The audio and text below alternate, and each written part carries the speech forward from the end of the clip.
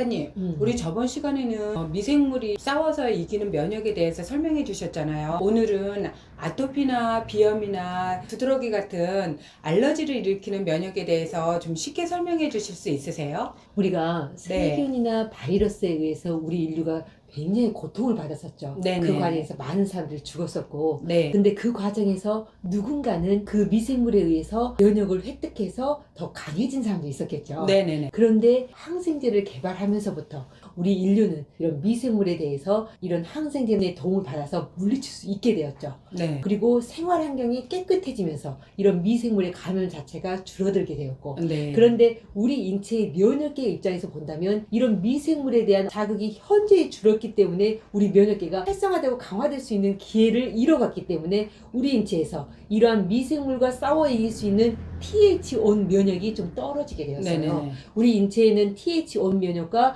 알러지 반응을 일으키는 TH2 면역이 있는데 네. 이 두 개는 거의 비슷하게 균형을 이루어야 하거든요. 네네. 근데 방금 말했던 것처럼 미생물하고 싸워 이기는 TH1 면역이 현저히 떨어지면서 우리 인체는 상대적으로 TH2 면역이 높아지게 된 거죠. 네네. 그럼 이렇게 알러지 반응을 일으킨 TH2 면역이 올라가 있으면 우리 인체에 어떤 이물질이 들어와서 또는 꽃가루라든지 먼지라든지 어떤 반려동물의 털들이 들어왔어. 그러면 이게 TH2 면역이 항진되어 있기 때문에 평소 때보다 훨씬 과민하게 반응하게 되는 거죠. 네네. 즉 면역이 좀 약화되어 있는 사람들은 TH1 면역은 떨어져 있고 TH2 면역이 높아져 있기 때문에 실질적으로 미생물을 싸워 이기는 힘은 낮아져 있고 이 알러지를 일으키는 반응들이 높아져 있어서 이런 외부 환경에 쉽게 알러지 반응을 일으키게 됐던 것이죠. 그리고 이렇게 한 번 높아진 면역은 쉽게 낮아지지 않아서 이렇게 예민해진 상태로 계속 살기 때문에 비슷한 물질이 이렇게 들어오면 면역계는 또다시 염증 반응을 촉발하게 되는 것이고.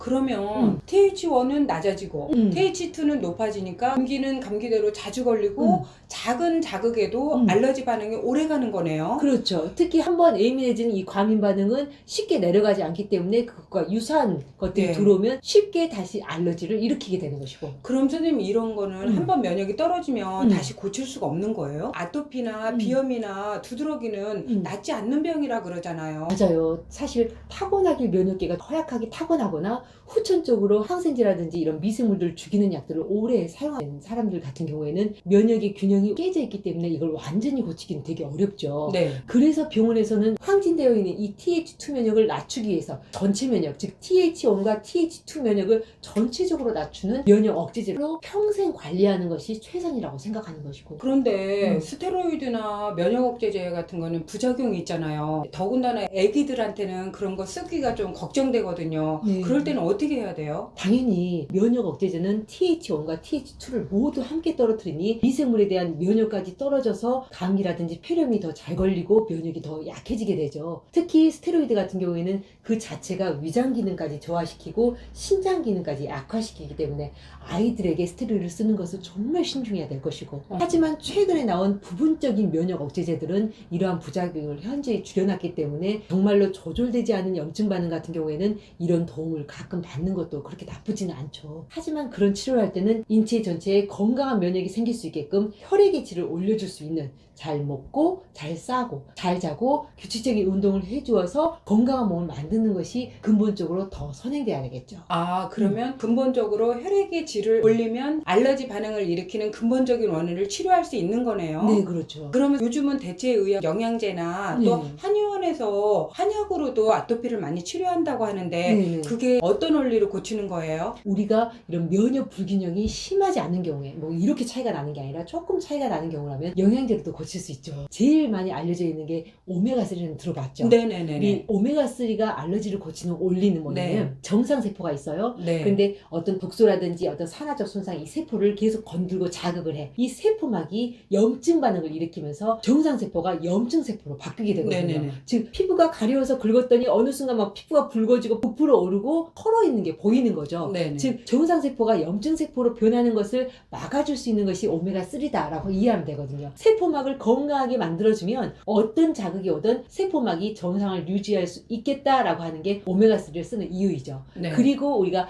GLA라고 감마리놀렌산 들어봤어요? 네. 이 감마리놀렌산은 아토피가 되면 피부 장벽이 굉장히 약해져 있잖아요. 네네. 이 GLA가 이 피부로 도달하게 되면 피부 장벽을 강화시킬 수 있어요. 네네. 그리고 GLA는 오메가3가 할 수 없는 말단 세포의 염증 반응을 완화시킬 수 있는 것이고, 네네네. 즉 전체적인 혈관들을 오메가3가 세포막을 바꿀 수 있습니다 라고 한다면 네. GLA는 말단 혈관이 말라붙어서 잘 통하지 않는 것도 이쪽에 기름칠을 해가지고 좀 뚫을 수 있는 그런 역할을 하기 때문에 말단 세포에 염증이 있습니다 라고 한다면 반드시 GLA가 들어가야 되는 것이죠.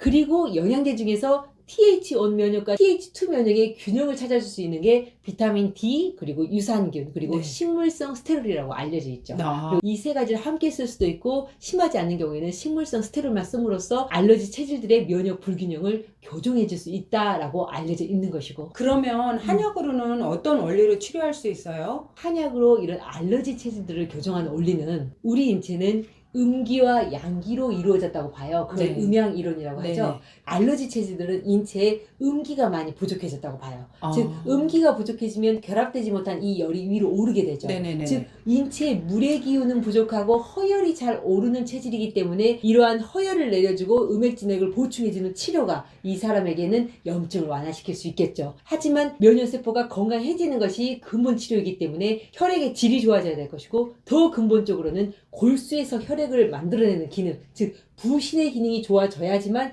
이 사람에게는 근본적으로 혈액이 좋아져서 염증 반응을 완전하게 좋아지게 할 수 있겠죠. 근데 심한 아토피는 이것저것 다 해보잖아요. 네네네. 근데도 못 고친다고 생각하고 네네. 아토피 자체를 그냥 포기하고 네. 그냥 사시는 분들도 많거든요. 심한 아토피도 고칠 수 있나요? 예전에 저한테 오신 분 중에 5살 된 아이가 있었어요. 근데 그 아이는 얼굴이 좀 거무스름하고 굉장히 건조한데 몸 전체가 코끼리 껍질처럼 두꺼워져 있는 거예요. 즉 태선화되어 있는 거예요. 네네네. 이제 그 아이의 아빠는 병원 치료는 지금까지 꾸준히 계속 해왔던 것이고, 그런데도 아이가 점점 더 나빠지니까 너무 걱정이 됐었던 거죠. 네네. 저한테 이제 오셔가지고 어떤 원리로 이런 아토피를 고칠 수 있습니다라고 듣고는 그때부터 한 3년 동안 정말로 하루도 빠지지 않고 네. 한약을 드셨었죠. 네. 그리고 3년이 지나서는 눈꺼풀에 약간의 아토피가 남은 상태에서 치료를 마무리하였고 18년이 지난 지금까지 네. 재발이 안 되고 있죠. 오, 네네. 그리고 또 한 분은 남자분이셨거든요. 네. 근데 그분의 어머니가 뭐라고 하냐면, 아이가 뱃속에 있었을 때 병원에 갔더니 병원에서 아이가 기형하다, 네, 그래서 네. 나태를 하는 게 좋겠다라고 하신 거야. 근데 네. 이 어머니가 하느님을 믿는 사람이어가지고 나태를 안 했던 거죠. 네네네. 근데 마음이 얼마나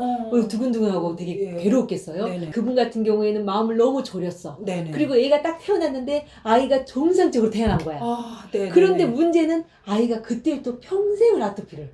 그래서 27살 때까지 평생을 아토피로 고생했던 거죠. 네네. 근데 그 사람은 그 5살 아이처럼 온몸이 다 태선화된 건 아니고 네. 주로 이제 접힌 부분 위주로 네. 이게 태선화되어 있고 얼굴이 전체적으로 좀 태선화되어 있었죠. 네. 그분 같은 경우에는 3년을 드셨는데 먹었다 안 먹었다 먹었다 네. 안 먹었다 하면서 그렇게 3년을 치료했거든요. 네네. 근데 지금 10년이 지났는데 그분 같은 경우에도 아토피가 재발되지 않고 있는 거고, 그래서 저는 어떻게 생각이 드냐면 네. 현재 몸의 회복 능력에 따라서 또는 네. 체력에 따라서 그리고 아토피를 알았던 그 기간에 따라서 치료 기간의 차이가 있을 뿐 네. 아토피는, 그리고 정말 오래된 아토피조차도 고칠 수 있을 것 같다라는 믿음은 있는 거죠.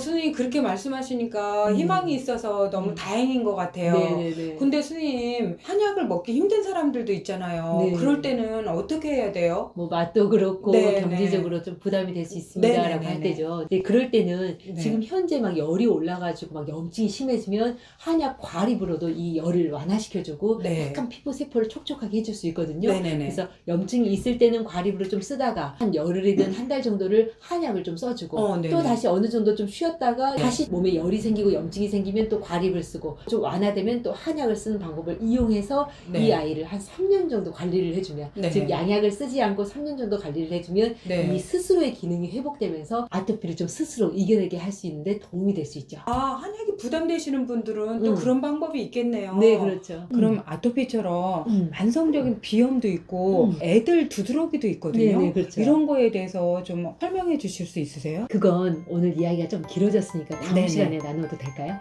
그럴까요? 네. 벌써 시간이 이렇게 됐네요. 네. 오늘 정말 유익한 시간 감사합니다. 저도 감사했습니다. 감사합니다.